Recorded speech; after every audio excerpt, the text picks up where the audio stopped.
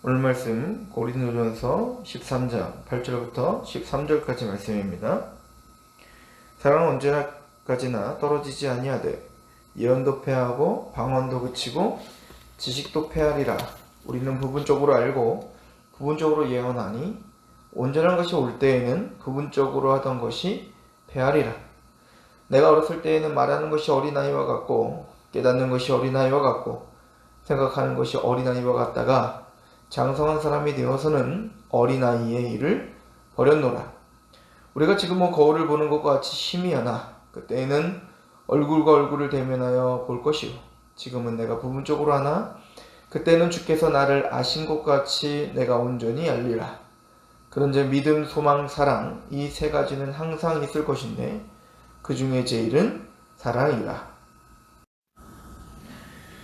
오늘 말씀은 사랑은 영원하다 라고 하는 말씀이죠. 우리가 지금 은사에 대한 이야기를 12장부터 계속 하고 있는데 특별히 지금 고린도 교회 성도들이 갖고 있었던 성령의 사랑 또 믿음이 좋다라고 하는 개념은 여러 은사들을 행하는 것, 특별히 신령한 성령에 속한 것들을 구현해내는 것이 또 많이 또 더 영적으로 보이는 것들을 내세우고 있는 상황이었다. 그 중에 대표적인 게 바로 방언이었다라고 하는 거였죠. 그래서 그 사람들은 그 방언에 대한 그 은사를 강조함으로 굉장히 신령한 이것이 바로 천사와 방불한 그런 은사인 것, 더 나아가 내가 바로 그런 존재라고 하는 것을 자랑하는 일에 그런 은사들을 사용하고 있었다라고 하는 것을 우리는 상고했습니다. 특별히 사도 바울은 그래서 은사에 대해서 정리할 수밖에 없었습니다. 하나님께서 은사를 주신 목적이 뭐냐? 바로 교회를 유익하게 하고 또 교회를 몸된 교회에게 덕을 세우기 위한 것이지, 은사는 자기 자신을 자랑하거나 또 자신을 하나님과 좀 더 가까운 사람으로 보이게 하는 것이 아니다. 그래서 이제 사도 바울은 12장 31절에 너희는 더욱 큰 은사를 사모하라. 그러니까 질서가 있어야 되는데 그 질서, 어떤 은사들보다도 가장 큰 은사가 있다라고 하는 것은 바로 예언의 은사다라고 하는 것을 말해요. 즉 하나님의 말씀 앞에 복종하는 것이 중요한 거죠. 그래서 이 부분을 14장 1절에 이렇게 연결된다고 했어요. 사랑을 추구하며 신령한 것들을 사모하되 특별히 예언을 하려고 하라. 이렇게 표현을 하는 겁니다. 그러니까 하나님의 말씀을 가지고 그 말씀을 증거하고 그 말씀으로 유익을 얻는 거, 이거보다 중요한 건 없는 거예요. 왜 그런 거 아니? 방언이라고 하는 것이 외국어 방언이라고 했죠. 즉 말하는 자가 자기가 무슨 말을 하는지도 못하고 말을 하고 듣는 사람도 그게 무슨 말인지 알아듣지 못한다면 그것은 교회에 전혀 유익이 되지 않는다는 거예요. 그러니까 통역하는 사람이 없으면 말하지 말라는 거 아닙니까? 통역한다는 것, 즉 그 외국어를 통역해 줄 수 있는 은사를 받은 사람이 있다면 말을 하거니와, 그러지 않다면 말하지 마라. 우리가 14장부터 그 방언이 도대체 어떤 의미인지를 우리가 본격적으로 다루겠지만 말이에요. 자, 그런데 사도 바울은 12장 31절에 좀 더 나아서 이렇게 말했죠. 너희는 더욱 큰 은사를 사모하라. 내가 또한 그 예언을 사모하라 라고 하는 말을 하면서, 그러나 내가 또한 가장 좋은 길을 너에게 보이리라. 그러니까 은사를 너희가 뭐 방언이든 예언이든 말입니다. 섬기는 일이든 그 어떤 은사가 있든지 말해, 그거보다 더 좋은 길을 너에게 보여줄게. 이것은 은사와 지금 뭔가 대항하고 있는 어떤 방법을 알려주는 게 아니라 하나님이 은사를 주신 목적을 목적답게, 또 하나님께서 우리에게 주신 그 은혜를 은혜답게 할 수 있는 가장 기본적이고 또 영원한 것을 내가 알려줄게, 이런 뜻인 거예요. 그러니까 지금 사도 바울이 말하고 있는 12장에서 언급했던 그런 모든 은사들, 뭐 병 고치는 은사랄지 능력 행하는 은사, 방언하는 거, 또 예언하는 거, 이런 모든 은사들은 다 일시적이다 라고 하는 걸 지금 이제부터 설명하고 있는 겁니다.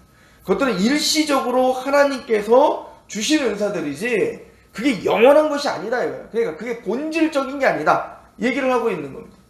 일시적이라는 건 뭐냐면 우리가 이 교회, 그러니까 이 땅에서의 이 교회가 형성되고 또 이 교회가 서로 완전하지 못하거든요.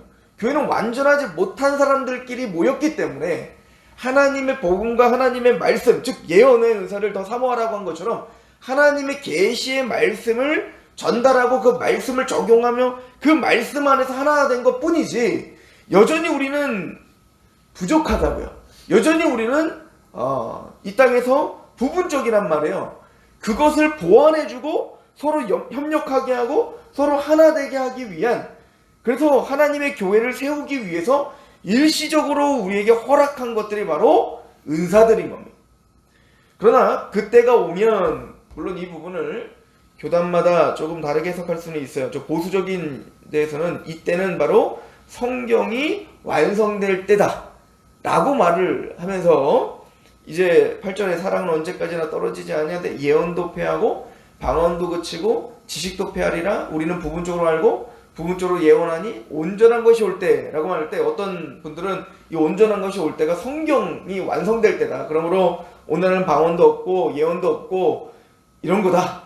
병 고치는 은사도 없고 이렇게도 해석을 하기도 합니다. 그러나 그것도 문맥적으로 받아들일 수는 없어요. 이 부분은 온전한 것이 올 때는 것은 하나님의 나라가 완성될 때고, 즉 종말론적으로 보는 것이 맞습니다. 즉 사랑은 언제나 떨어지지 아니하되, 즉 사랑은 영원한 거예요. 그러니까 은사들은 일시적인 거지만 사랑은 이 세상에서 이 교회를 형성하고 이 교회의 본질적인 어떤 바탕을 하는 것도 시작이지만, 사랑이라고 하는 것은 영원한 것과요. 그러니까 영원한 하나님의 나라에 가서도 그 사랑이 바로 바탕이 되는 겁니다. 그러니까 하나님의 나라는 사랑으로 시작하여 사랑으로 끝나는 거예요. 그러니까 사랑은 이 세상에서 어떤 이 교회를 또 보여지는 이 땅에서의 우리의 삶을 좀 더 윤택하게 하기 위한 도구가 아니라, 사랑은 영원한 본질적인 것이다. 그래서 이제 우리 청년부 MT 때도 이런 질문이 왔었어요. 그러니까 예수님께서, 하나님께서 이 땅을 천지창조하시기 전에 그러면은 그때는 하나님은 뭐 하셨냐? 성경 우리는 정확히 알 수는 없으나 성부와 성자와 성령 하나님이 사랑하셨죠. 사랑으로 연합되어 있었죠. 그러니까 사랑은 이 땅이 창조되기도 전부터 사랑이라고 하는 것으로 성부와 성자와 성령 하나님이 하나이신 것처럼, 또 이 땅에서 예수 그리스도께서 십자가에 죽으심으로 그 사랑을 확증하셔서 하나님의 백성들이 이 세상에서는 감히 따라할 수 없는 그 하나님의 사랑으로 하나가 되게 하고, 그리고 그 사랑이 더 완전하여져서 영원한 나라의 영원히 사랑으로 우리가 하나 되는 것, 이것이 하나님의 나라인 거죠. 즉 사랑은 언제까지나 떨어지지 아니에요. 그러나 예언도 패하고 방언도 그치게 됩니다. 이것들은 영원한 것들이 아니라는 얘기죠. 그래서 우리는 부분적으로 알고 부분적으로 예언하니 온전한 것이 올 때는 부분적으로 하던 것이 패하여진다. 자, 예언이라고 하는 게 왜 필요한 건가요? 즉 하나님의 계시의 말씀을 듣고 그 계시의 말씀을 전달하는 일들이 왜 필요한 거예요? 우리가 부족하기 때문인 거예요. 하나님의 나라를 우리는 잘 알지 못하기 때문에 그런 겁니다. 그렇기 때문에 말씀을 통해서 또 말씀을 전달하는 하나님의 은사를 받은 예언하는 하나님 백성들을 통해, 또 하나님 말씀을 맡아 대언한다는 뜻이잖아요. 또 교사들, 이따 지식도 패할 것이라고 하는데, 이 지식이라는 것은 즉 우리가 하나님의 말씀을 이해하고 그것을 적용하고 이런 일들은 있어야 돼요. 그런 은사가 있는 사람들이 있어야 된다고요. 왜냐면 우리의 지식이 부분적이기 때문에 그러죠. 희미하기 때문에 그런 거죠. 또한 이 당시에는 특별히 방언의 은사가 있었어야 됐어요. 왜요? 일차적으로는 우리 14장에 갈 때 얘기하겠지만 지금 이때는 초대교회였단 말입니다. 또 하나님의 백성들이 디아스포라 다 흩어져 있었다가 예루살렘에 모여 하나님의 복음을 전달해야 되는데, 여러 가지 사도들이 복음을 전달할 수 있는 통로인 외국어를 할 수 없었단 말이죠. 그러나 그때 하나님이 강력한 하나님의 은사를 통하여 복음, 하나님의 큰 일을 말했잖아요. 사도행전 2장에 보면 그 큰 일을 전달해 줄 수 있는 그 하나님의 방언의 은사를 주셨어야 됐단 말이죠. 그러니까 은사라고 하는 것은 영원한 것이 아니라 그 교회에 필요할 때 하나님께서 일시적으로 주시는 것이 은사인 거예요. 그러나 온전한 것이 올 때에는 부분적으로 하던 것이 당연히 패해지는 겁니다. 우리가 예를 들어 성지순례를 간다고 해봅시다. 성지순례를 갈 때 여기서 갈릴리는 어떻고 여기 예루살렘이 어떻고 이런 것들의 뭐 팜플렛을 해서 여기서 공부할 수는 있어요. 그런데 우리가 직접 이스라엘에 가서는 뭐 해야 되는 거죠? 팜플렛이 중요한 게 아니라 직접 봐야 되는 게 중요한 거 아니에요? 팜플렛 뭐가 중요해요? 직접 예루살렘을 보는 게 중요한 거죠. 똑같은 거죠. 우리가 이 땅에서 알고 있는 지식이라는 것은, 우리가 이 땅에서 알고 있는 어떤 은사라고 하는 것은 다 부분적인 거예요. 이걸 사도 바울은 그래서 더 나가서 뭐라고 했냐? 11절에 내가 어렸을 때 말하는 것이 어린아이와 같고 깨닫는 것이 어린아이와 같고 생각하는 것이 어린아이와 같다. 장성한 사람이 되어서 어린아이의 일을 버리죠. 나는 우리가 어렸을 때는 이게 최고라고 생각하지만 커서는 그게 의미가 없다는 게 아니에요. 그 당시 그 어린아이에게는 그건 굉장히 의미가 있는 거고 굉장히 유용한 거예요.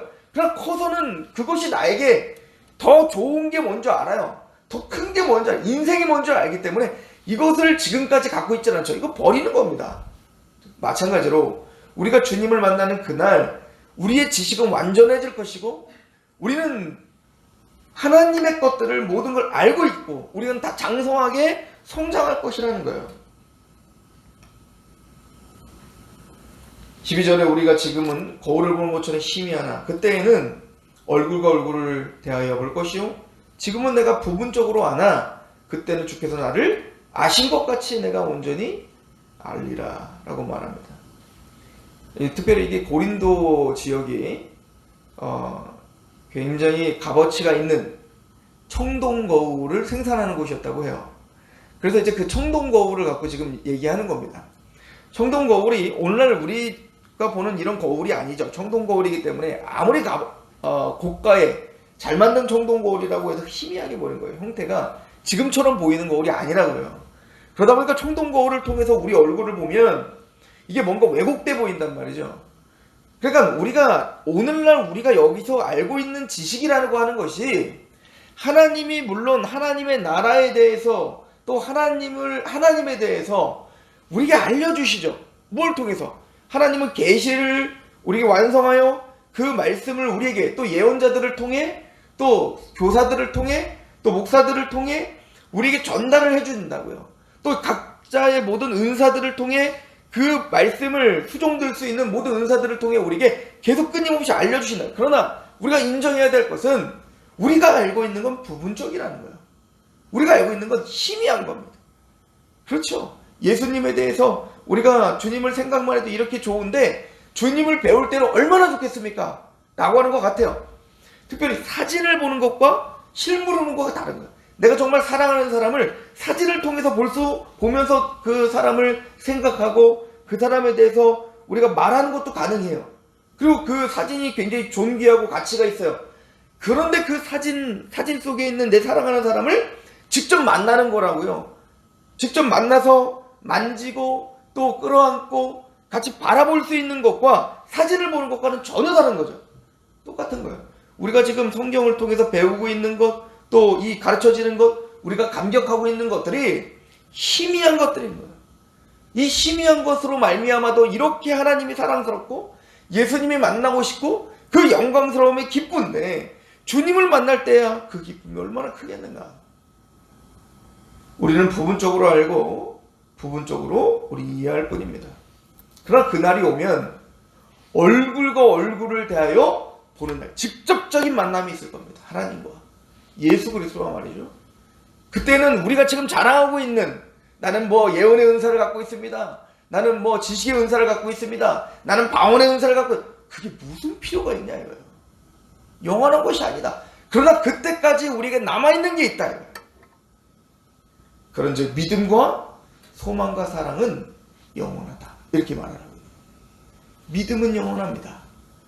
그 그리스도에 대한 믿음, 또 하나님에 대한 믿음, 그 하나님이 누구신지, 또 그 하나님이 우리를 어떻게 지금까지 인도했고 또 어떻게 인도하실지를 그 영원한 믿음, 확신, 이거는 영원한 거예요.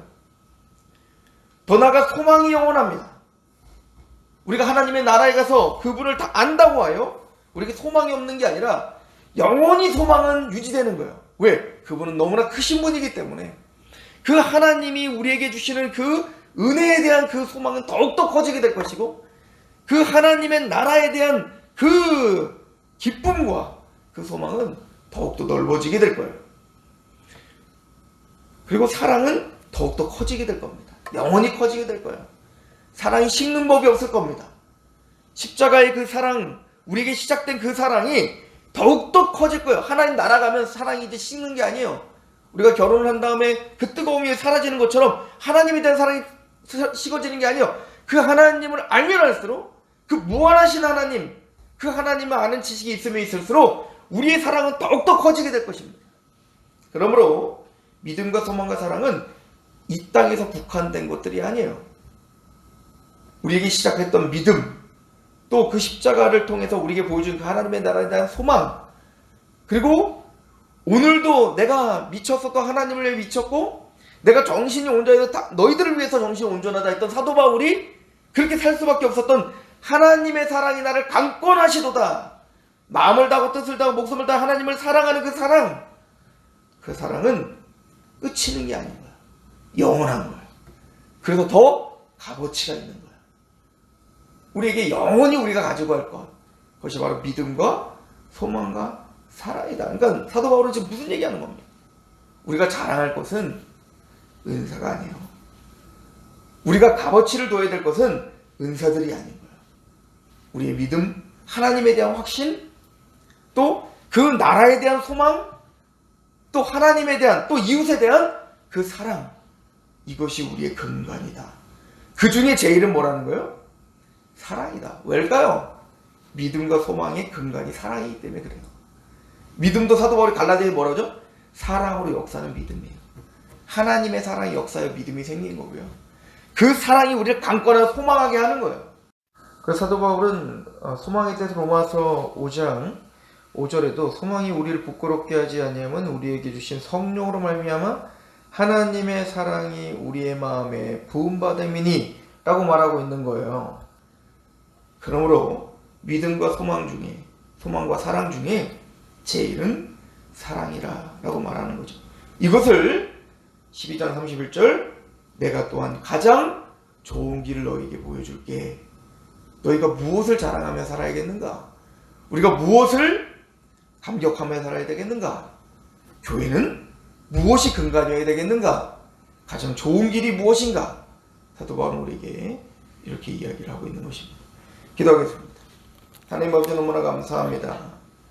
하나님은 우리에게 은사들을 주셔서 또 신령한 것들을 주셔서 나의 개인의 신앙의 자랑을 위한 것이 아니라 교회의 유익이 되며 교회의 덕을 세우라고 하나님 우리에게 은사를 주셨습니다. 그러나 또한 그 은사들조차 일시적인 것이며 이 교회가 우리가 부분적으로 알며 또한 어린아이와 같을 때에 우리를 돕고 또 굳건하게 우리의 신앙을 지키기 위한 도구임을 기억하게 하여 주시옵소서. 그것이 본질이 아님을 알게 하시옵소서.